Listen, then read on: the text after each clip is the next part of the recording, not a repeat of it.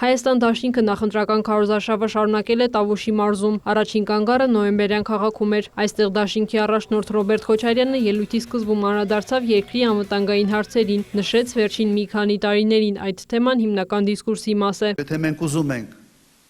անվտանգության թեման, թշնամու թեման, սահմանի թեման, դիրքերի թեման, երբ ենք դրա մասին խոսում, չենք խոսում, ուղղակի մեր գործը անում ենք։ Եթե ուզում ենք այս թեմայից մենք ազատվենք, այդ գործը ինքը իրենով գնա,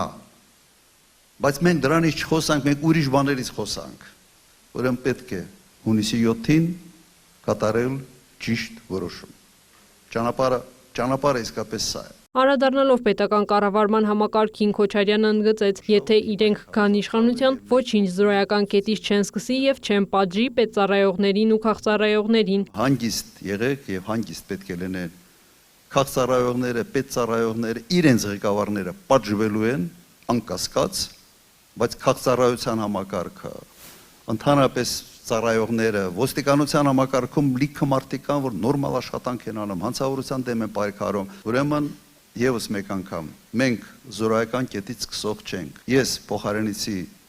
Տեր Պետրոսյանին, մեր այսպես ասենք այդ ընտրությունները եղել են արտահերթ ընտրություններ, մենք կոնֆլիկտ ենք ունեցել, բայց ընտրվելուց հետո չեմ ասել, որ զորայական կետից ենք սկսում։ Եթե լավ բան կա արած, լավը շարունակի։ Վատ բան կա արած, վատը ստոպ տուր, հետ պտտացրու, բայց առաջ շարժվի։ Քոչարյանն անդրադարձավ նաև գյուղատնտեսական խնդիրներին, քննադատելով Ռուսաստանի հետ հարաբերություններում իշխանությունների վարած քաղաքականությունը։ Հիմա այս վիճակից դուրս գալու ճանապարհը մեկն է։ Մեր գյուղացիները պետք է մտածեն։ Եթե մնան սրանք, մոռացեք Ռուսաստանի Դաշնության շուկան։ Ուղղակի մոռացեք։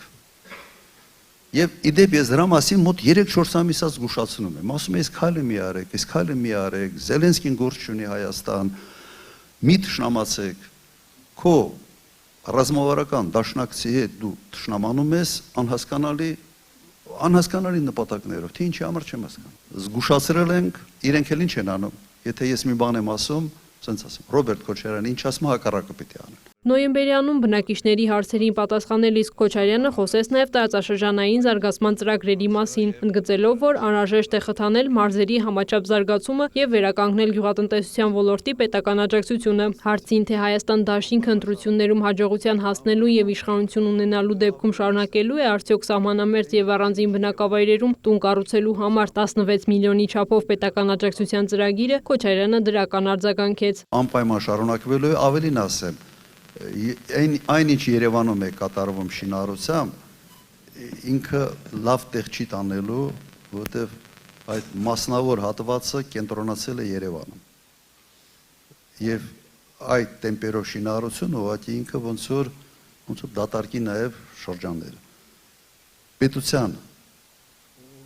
գործառույթը պետք է լինի հետևյալը՝ տարածքների համաչափ զարգացում։ Նշենք, որ աշխատանքի եւ սոցիալական հարցերի նախարարությունը մայիսի 23-ին տեսանյութ էր հրապարակել, հայտնելով, որ սահմանամերձ եւ առանձին բնակավայրերում տուն կառուցելու համար պետական աջակցության ծրագրից արդեն իսկ օգտվել է 2973 ընտանիք։ Բերդ քաղաք այցի սկզբում դաշինքը եղավ Սուրբ Հովհաննես եկեղեցում։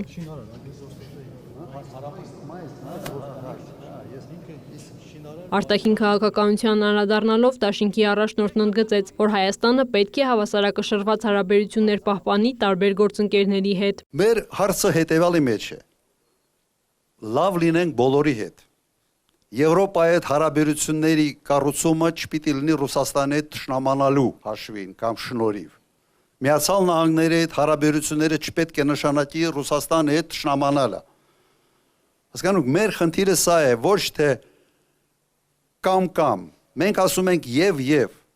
մենք ասում ենք մի մխրճվի գերպետությունների շահերի արանքը, մի հայտնվի այդտեղ, վտանգավոր տեղ է, լավ տեղ չի, ջախջախվելու ես, երկիրը փոքր է, եւ տարածքով, եւ բնակչությամբ։ Հանդիպման ավարտին Քոչարյանն ընտրողներին եւս մեկ անգամ կոչ արեց մասնակցել ընտրություններին եւ աջակցել Հայաստան դաշինքին։ Քրիստինե Թորոսյան, լուրեր։